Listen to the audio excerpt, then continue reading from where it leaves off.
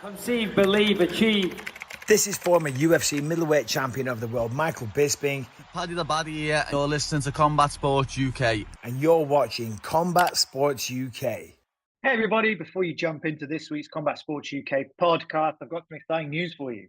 Do you want to look as stylish as Thomas Shelby when you train? Do you want to experience the comfort that can only be achieved by a cup of tea on a cold day? Well, good news for you guys. Ex-Martial has partnered with us, Combat Sports UK. They are the fastest growing brand in martial arts for a reason. They are making waves and taking practitioners with their slick, stylish, and hilarious designs that are fit for a king. From rash guards to shorts, streetwear, and more, Ex-Martial has got you covered. Ex-Martial is an extremely community-oriented brand, having given away over $50,000 in free gear last year alone, as well as sponsoring over 300 athletes. And if you shop using the code CSUK10 at checkout, you can get 10% off everything in store. That code again is CSUK10 at checkout. Go and check out xmartial.com and enjoy the fight. Hey everybody, welcome back to the Combat Sports UK MMA podcast. It's instant reaction time, UFC 300, and I'm joined by a new face, Chris Timpson. How are you, sir? Welcome to the pod. Oh, good man! For debut on the Combat Sports UK pod, been part of Combat Sports UK over 2 years now, and only just jumped on the pod. So yeah, pleased to be here. Oh, privileged to have you, mate. What a time to jump in. I mean, first of all, how did you get through UFC 300? What was your experience of watching the card itself? It got to the Holloway versus Gagey fight, and I was thinking to myself, oh, I might just go to bed after this and watch the co-main and the main event in the morning. And then obviously when what happened, I was like, nah, I'm in it for the long run. Unbelievable card, made that late night, well, that early morning worth it. And yeah, fantastic card, and it lived up to kind of what we wanted from a big card like a 300. I mean, it was just ridiculous, wasn't it? I mean, I'm not one of the hardcores, I've got to say, as a teacher day by day. I can't be going into Monday morning having not slept Saturday night. I just can't be doing it. So what did I do? I woke up 8 o'clock this morning over here in Germany. So they were just wrapping up the post-fight press conferences. So I have to be really careful that I don't get the thumbnail with the spoilers on Fight Pass, because they're pretty good on Fight Pass, actually, because spoilers usually don't get too many. Yeah. But I'm really careful because I have been spoiled before by the post-fight press conference, and it's got the winning fighter in the thumbnail. So I skipped down, watched some of the prelims, and then went to the gym, and then came back and just watched the whole thing back to back. Phone on Do Not Disturb, silent, didn't touch any social media all day. And my God, I don't even know where to start. I guess Max and Justin is the place to start, right? I mean, who does that? I will read out quickly while you gather your thoughts on it. I'll read out the tweet that our overlord Lewis put out on Twitter. He said, "What is a BMF? A BMF is an individual cruising his way to a huge victory on the scorecard, and with 10 seconds on the clock, asks the hardest hitter in the division to throw down and then sleeps him. Max Holloway is him." Did we see that coming? Were you one of the Max backers, or did you go Justin? I'm a fraud. I'll admit it. My best friend, he is Max Holloway is his favorite fighter, and we were sharing our predictions pre-fight, and he was like, "I can't believe you're going against my boy," and I was like, "I don't want to." But it just what I felt was going to happen. I thought Gagey, obviously we've seen Max step up to 155 before, and he got handled by Poirier, and then obviously MMA math doesn't work, but I kind of thought it was going to be the same thing with Gagey. Gagey hits a lot harder than Poirier, so I thought this is going to be the first time we're maybe going to see Max get knocked out, and I was fearing the worst, and I ate my words, and he looked phenomenal, and it was possibly the greatest ending to a UFC fight I've ever seen. It's just ridiculous, isn't it? I mean, it has shades. I mean, I didn't think we were going to get past what Leon Edwards did to Kamaru Usman in terms of, the build-up, everything that happened, the way it all unfolded. But we've seen Max try and do that before, right? Was it the Ricardo Lamas fight? Ricardo Lamas, yeah. Yeah, early in his career, where he tried to do something similar, and it didn't quite end like that. And I mean, my God, I just can't get over it. I've seen it 50, 60 times with the commentary and everything like that, with the different views. I don't know if you've seen the Five Disciples reaction as well that they posted on Twitter. That's Yeah, amazing. man. Well, Adam Cattle was just there, just like, Yeah. what have I just seen? Like, I can't believe it. I cannot believe it. And like, do you think it goes differently if he doesn't break his nose in the first round? Like, was that a major factor? I just don't know with that fight. He was struggling with it, and you could see that it was really bothering him. And I was fearing for the worst at the start of the second round because he started to blow his nose, and we've seen what happened when Cerrone did that against Tony Ferguson. And obviously the fight was called off, and I was worrying that maybe that it was going to go the same way, but it kind of seemed to the eyes kind of seemed to keep open. But yeah, I think that might have had something to do. It really bothered him. But the timing on that spinning back kick as well, with it was like poetry in motion, because 1 second left of the first round and he lands that kick which changes the fight, and then 1 second left in the fifth round he lands that left hook which ends the fight. And it was poetic, and I can't get over it. I don't think the MMA universe is going to get over that for some time, and that will go down in history and infamy as one of the best moments the sport's ever seen.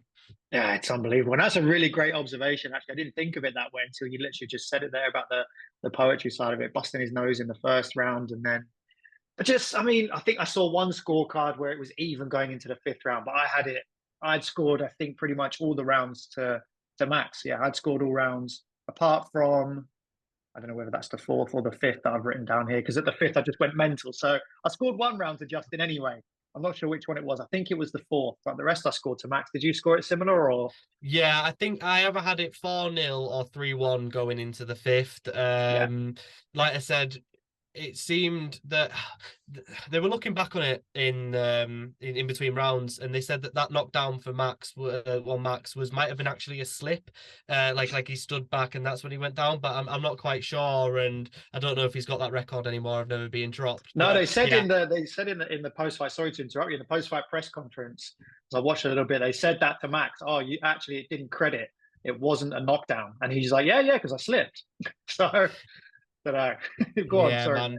But no, I just think that he was controlling the fight. He looked beautiful. Keep adjusting at the end of the strikes. I thought he was going to struggle with the leg kick a little bit more, but we've seen against Volkanovski, his leg can be minced up and he won't show it. He'll just keep powering through and he'll deal with the pain at a later date. So yeah, he is the BMF. He will be the BMF for a while, and there's going to be some other contenders or people that want that belt maybe running, maybe saying I ain't getting in there with Max. Not flatlining Justin Gaethje, mate. That takes some power. And people were saying, oh, Max doesn't have knockout power. He's just flatlined Korean Zombie and then flatlined Gaethje back to back. Insane.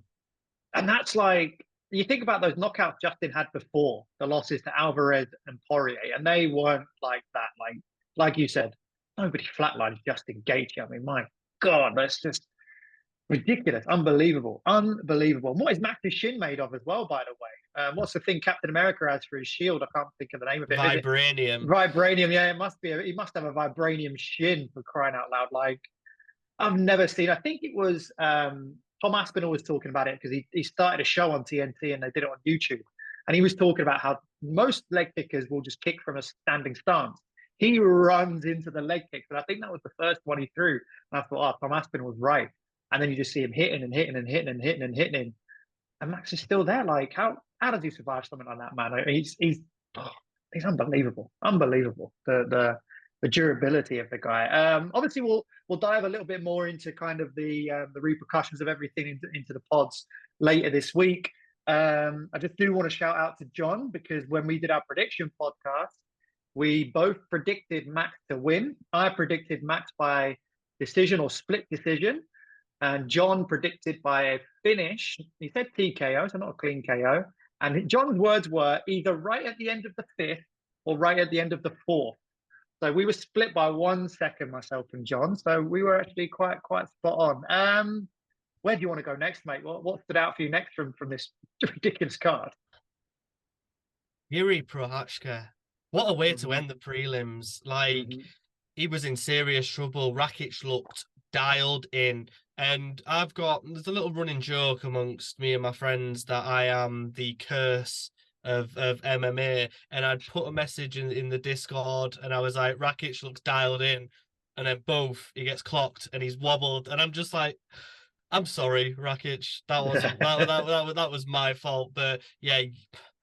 Yuri didn't look great, and I think he was really struggling with the accuracy and the speed and kind of closing the distance with Rakic, and he was trying to throw those wild shots from various angles, and it just wasn't quite coming off for him. But when you're such a wild man, when you carry that power, when you carry that belief in yourself, it only takes one, and you can turn the tide of a fight, and that's exactly what he did.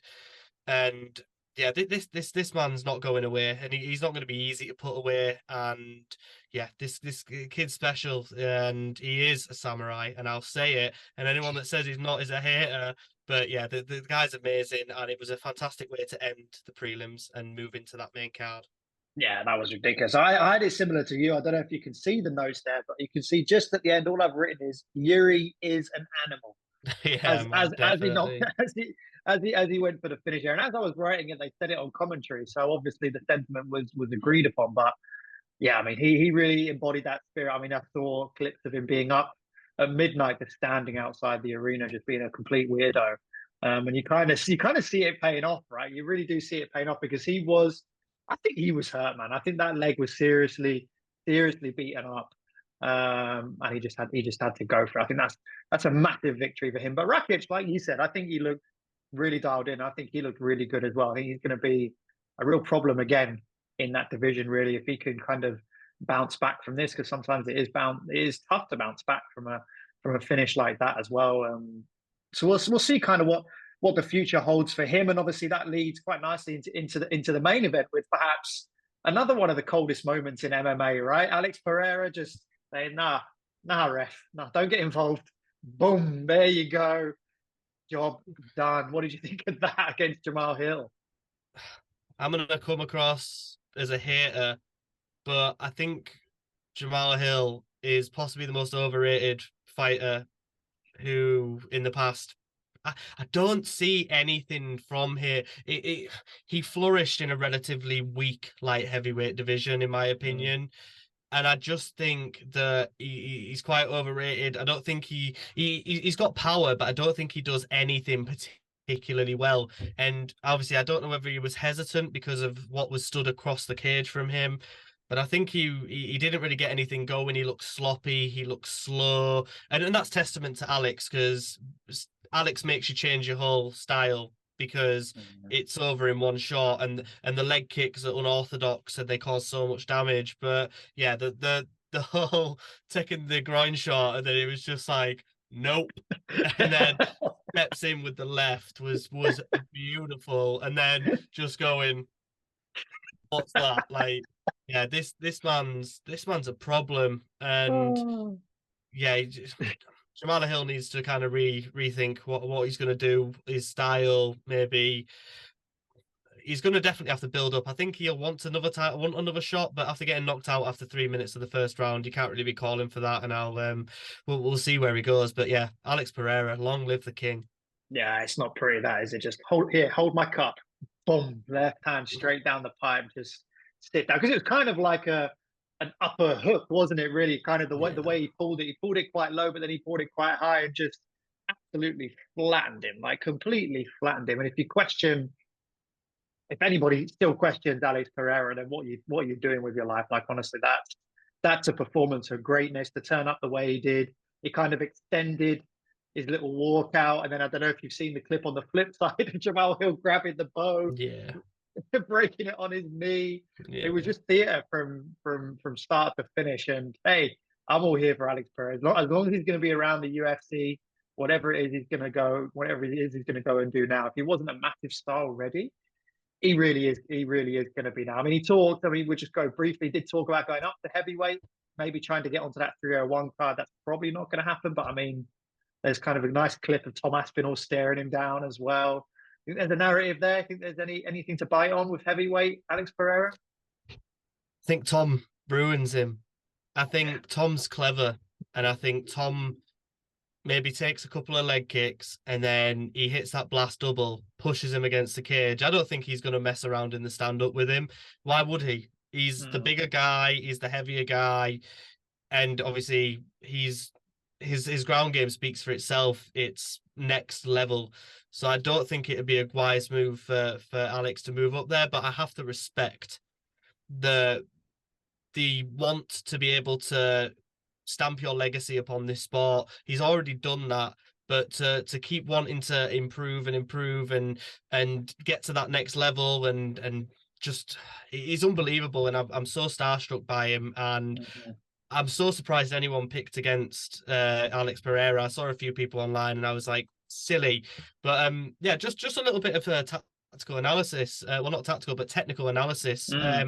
What he hit him with was it's kind of called a shovel hook, which is obviously not an uppercut, not a hook, and it's a lot more difficult to generate power that way, because obviously with your uppercut you've got the dip down of your shoulder and then the follow through of the up, and then when you're doing the normal hook you've got the pivot in the hips and the shoulders. But to kind of throw it from this weird angle using a shovel hook, it's hard to get a lot of power on that. So yeah, it just shows the hands of stone that he has. That yeah, this man's a problem, but stay away from heavyweight because that ain't going to end well for you, Powhatan.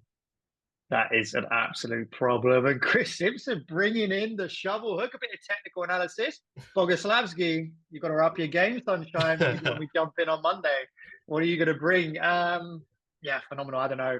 I agree with you to be fair with the heavyweight, but right off this guy at your own peril. I mean, if Tom Aspinall's going to stand and bang with Sergey Pavlovich, I wouldn't put it past him standing and banging with Alex Pereira and dropping him. But yeah, I think that would be the smart path to victory.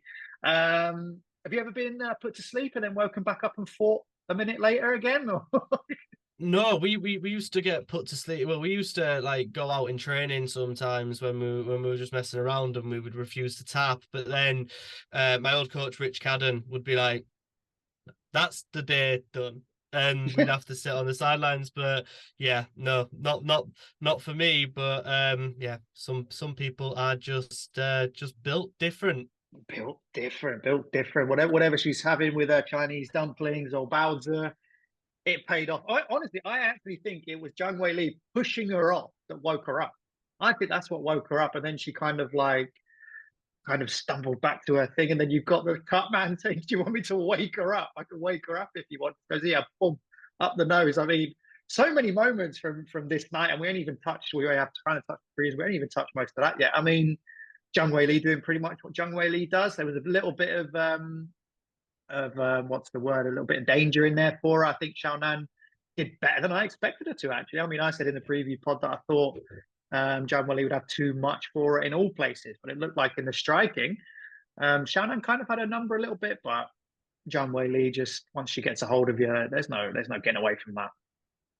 No, she's insane. She's an absolute beast, and for someone to seemingly come out of nowhere and just take that division by storm and be a centerpiece for the rebuild of women's MMA all over the world has been unbelievable. And I just think it's a privilege to kind of watch her. And she was in danger sometimes. She took some shots, but she looked phenomenal. The fight could have been stopped at a few moments, and all power to Jan for kind of keeping it together and keep battling and getting to the final bell. I think that's a moral victory in itself. But yeah, Zhang Weili, what a beast, what an animal. I don't know who's gonna take that belt off her, but I'm interested to see who they put in next. Yeah. I mean, unless it's going to be, I mean, we kind of talked about this, I think, in the preview pod. Unless she's moving up, but that division's already tied up for a little while, so it is kind of a bit of a tunnel for her. I think, yeah, I agree. Like, I think Xiaonan, I mean, the commentators were, I think they were over egging her game plan a little bit because she had just been put to sleep. And then all of a sudden in round 2, I mean, look, it was a remarkable comeback, but then they were saying, that she's executing the game plan to perfection and everything like that. It's like, hold on, she's a takedown away from getting finished here, and she pretty much did again, almost, I think, was it the third round where she got caught in that arm triangle? That was close, that was tight, but fair play to Xiaonan, man. She looked really, really good. Interesting times for that division. Obviously, you had Jessica Andrade winning on the prelims. I don't know if that's the way they're going to go, but yeah, Zhang Weili just ridiculous. Were you sad Charles Oliveira? Are you very much on the Charles Oliveira train? What were your thoughts on him and Zarukian? Yeah, Charlie Olives is my boy, but when you give Charlie didn't give him it, but when you get that confidence from that first round of being in one of the most dangerous situations you can be, with one of the most dangerous people putting people in that situation, and you calmly get through it, you carry that into the second and third round, and he did, and he looked fantastic on top. And I was surprised that I know we know how good Sarukian is on top, but I was surprised that he was willing to stay there, because I wouldn't want anywhere near Charlie Olives on the ground. I think it's a strange place to be, but that just shows how scary Arman is. That he'll sit there in top control and rain down strikes and look fantastic doing it. And he put on a show and a clinic, and twice I think he nearly got submitted, and twice he was calm, twice he got out, twice he persevered, and perseverance was king in this fight, and that's why he got his arm raised at the end. Yeah, and those elbows are rough going as well for Charles. He really struggled, and normally you don't see him struggle on the floor. One thing that stood out to me with Arman was the size of his back. I mean, there was one point where they were in side control, and his back was the size of Charles's torso. It was just enormous. He looked like a Ninja Turtle on top of him, and Charles just didn't really seem to have an answer. He just didn't look.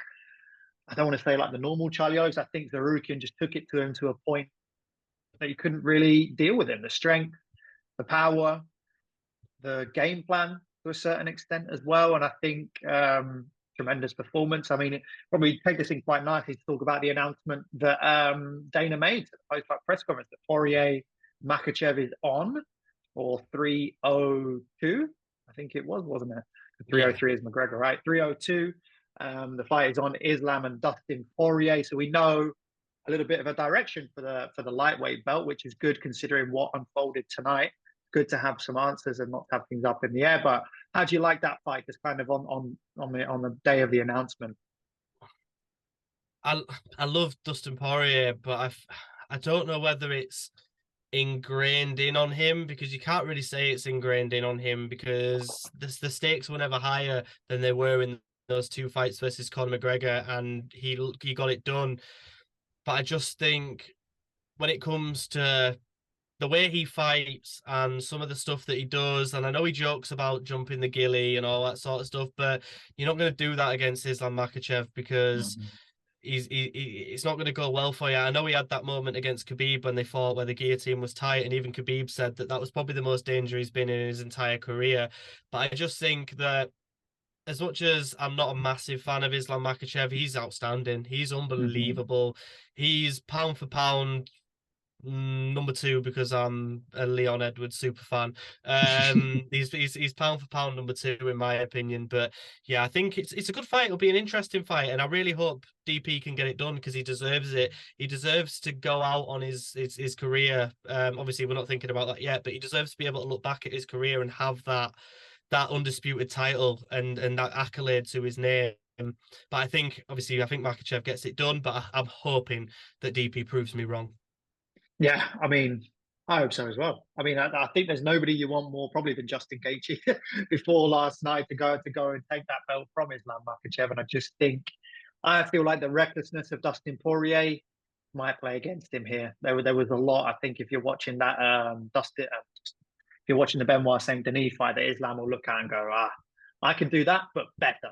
And I'm not going to fall into that trap of gassing out in the first and then getting into a war with you. So I think it's going to be tough. I think it's going to be really tough for Dustin. And then as for Arman, he's probably going to be looking for October, right? Because they announced also Abu Dhabi will be in October. So you would imagine if Islam gets it done over Dustin, that will be the fight in October, I guess. But still, do you see, if either of those two win, Dustin and Islam, how would you see Zarukian matching up against either of them? I think it'd be really interesting against Islam. I think that would be a really interesting fight. I think that's something that I'm glad Dustin Poirier is getting a shot, but I'd really like to see the Arman fight versus Islam. I think that's a fight that could surprise a few people. But yeah, Arman's a beast, and he's such a well-rounded game, and he's vicious, and he's strong, and he's direct, and that's what I love. I love a fighter who's direct in all aspects of their game, whether it be grappling, striking, the clinch work, even just octagon control. I love a guy that's direct, and I think he is very direct, and I think that's the way you beat Islam, is you have to be direct but not reckless. You have to be direct but clever, and ultimately you have to take the fight to him but not leave yourself open to the strengths of Islam Makhachev. Yeah, and it'll be interesting to see what he might garner from that first Volk fight. What Poirier might look into from that first Volk fight, and what Zarukian. Because I feel like after that with Charles, I mean, if you can keep Charles quiet on the ground, then poof, your matchup against Islam's going to be an absolute banger, right? Before we come to the Irishman, we'll just stick on 300 with some nice little bits. I've got Diego Lopez written in big capital letters here. Probably one of my standouts of the night. I had everything else. I think on another normal pay-per-view night, Diego Lopez comes out as the breakout star. But obviously with so much that went on, Taylor Harrison and everything else as well. But I mean, how good was that guy? And how legit is that guy now? He'll be ranked 13 after beating Youssef. Yeah, the guy's legit. The guy's a problem. He's got power. He's got, I say, anger. He's got ferociousness, and it's refreshing to see. I love it when a new fighter comes through and brings that excitement. He'll make any pay-per-view card better.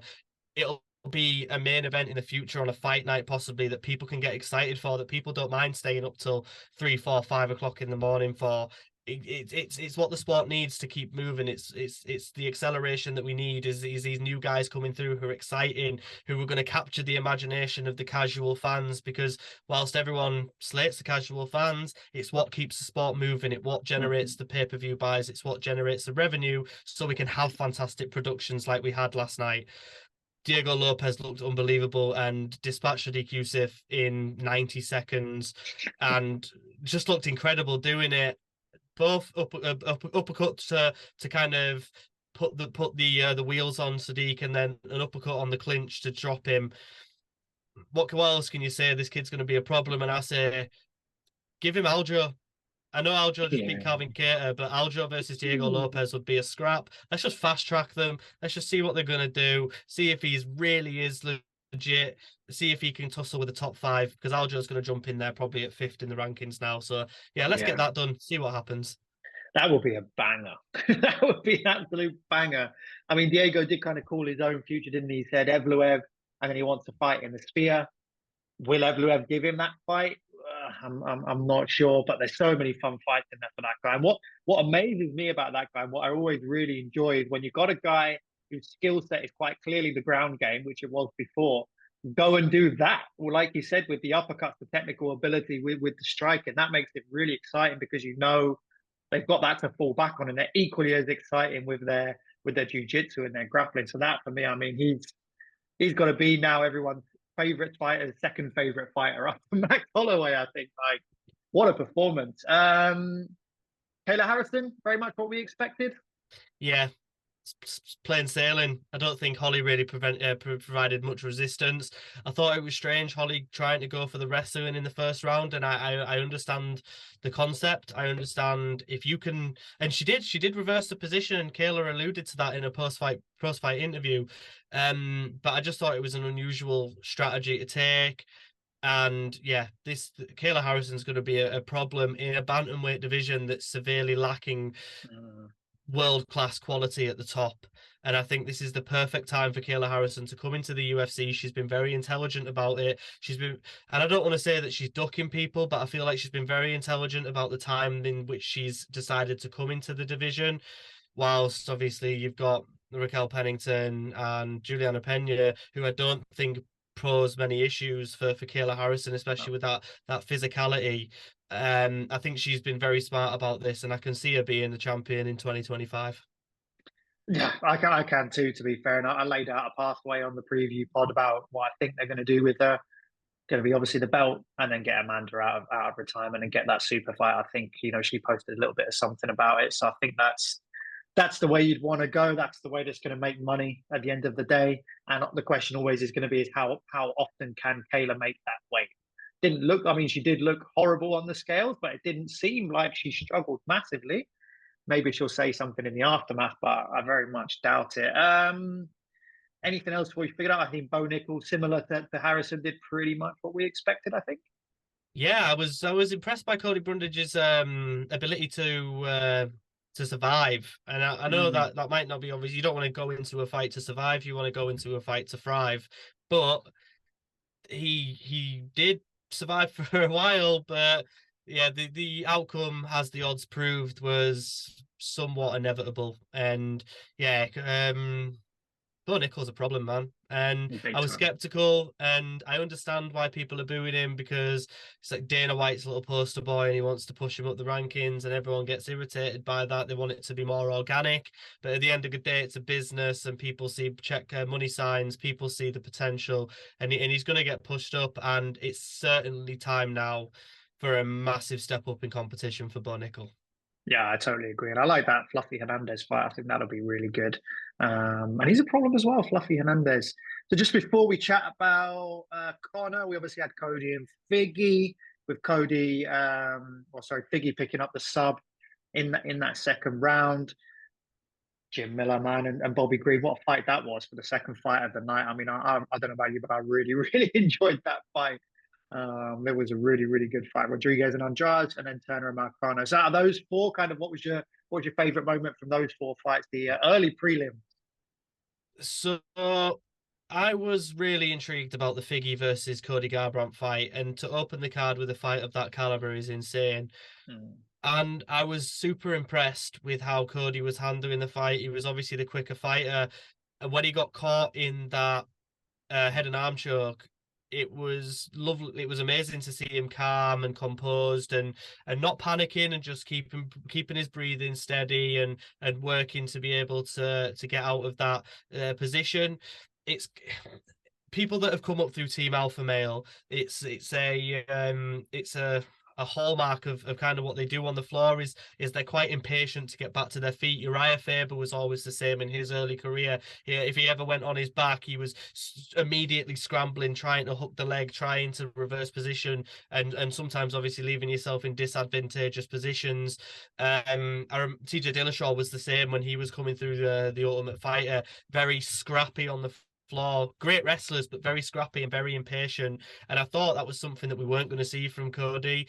But then when it got to the second, was it the second round? It was the second round, wasn't it? Yeah. When it got to the second round, that immaturity and that impatience came out again, and that's when he got caught, and he tried to explode up, and just got caught, and unfortunately, didn't capitalize on the foundations that he'd set himself. And yeah, Figgy looked great. Figgy always looks great most of the time, and get the submission win against a big name in the division, a former champ. Yeah, I think it's a really good victory for Figueiredo. I mean, Cody looked really crisp, I think, in the first round, but just couldn't keep the guy off him. So let's finish up with Conor. We finally got the fight that feels like it's been, a year, 2 years in the making, pretty much since they announced the Ultimate Fighter. I mean, what are your thoughts now that it's finally been announced? I hope he's got it in the correct mindset. Obviously, there's been some concerns about Conor over the past few. Let's be real. The past few years, I was going to say months, but the concerns have always been there. It's come into the wider eye recently because of his antics on camera, and sometimes even when off camera that you're hearing about. I just hope that he's in the correct mindset, because he's fantastic for the sport. It's something that everyone can get up for. It's a card. I don't know whether they're going to stack the card, or if they're going to do what they did with the Cowboy versus Conor card, and just kind of let Conor sell it on his own. But yeah, I'm interested. I think it's a fantastic fight, but I think if Conor comes in the right mindset, it's a perfect matchup for him, because I think Chandler's not arrogant, but he's confident. And maybe a little bit too confident in his ability to be able to go in there and land an overhand. And I can see Conor moving back and landing that left hand, and it'll be all she wrote. But yeah, interested. I just hope Conor's healthy, happy, and I hope he's in the right mindset to take on a challenge such as Iron Mike. Yeah, and you almost hope that kind of keeping him on ice for a period of time, because I think, you know, Chandler seems very much like a fighter who fights on momentum, needs to be active, needs to be going. So maybe that keeping him on ice for a little while might work into Conor's favor. I mean, the only time we saw Conor do well off such a layoff really was that Conor fight and the Cowboy fight. So we don't really know what he's going to look like. Also with the leg, with the bulking up, what's he taking, what's he not taking, right? Nobody kind of knows at this point. So it'd be really interesting to see what we come out. What would be your very early prediction for that fight? First round KO Conor would be my early prediction. It'll either be first round KO Conor or second round submission Iron Mike. Ooh, okay. That's my two. I think if it goes past the first round, unless Conor manages the bulking up and putting on the weight better than he did against Nate Diaz in the first fight, I think it could be a problem for him. Hopefully he does manage that increase in weight better, and he comes in, like I said, healthy, and comes in with a good cardio base and comes in with the correct game plan. I don't know if he's just gone too far out of the sport now to come back and really take on a challenge like Michael Chandler. Yeah, I think I agree. I think if Chandler makes it out that first round, I think it's going to be downhill for Conor, unfortunately. Well, listen, now we'll wrap it up for this instant reaction to UFC 300, but we will dive into it a lot more with Boguslavski when he's back tomorrow, and probably the full episode will be released Tuesday or Wednesday once we've dived into all these fights, all the various repercussions and everything else going on in and around this massive event. Chris, thanks very much for joining me today on your hour and a half worth of sleep. Yeah, no problem. Go get some food and then go to sleep. Sleep all the way through till Monday. Thanks a lot, mate, and we'll see you all in the next one. Yeah, all the best.